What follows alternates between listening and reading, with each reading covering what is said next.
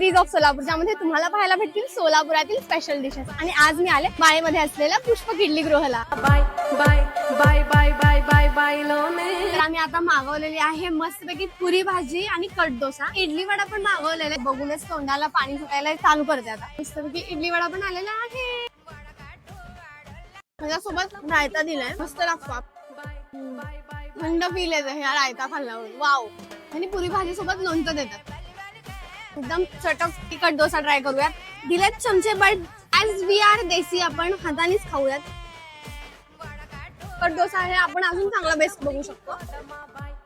इडली भारी आहे, पण माझा एकदम फेवरेट आय लव्ह. मला पुरी भाजी, रायता, वडा, सांबर पर्सनली खूप आवडलाय. कट डोसा आहे चांगला, पण याच्यापेक्षा अजून बेटर असू शकतो. पुरी भाजी सोबत पापड आणि लोणचं, एवढं तुम्हाला भेटतंय म्हणजे खूप भारी गोष्ट आहे. एक नंबर आहे.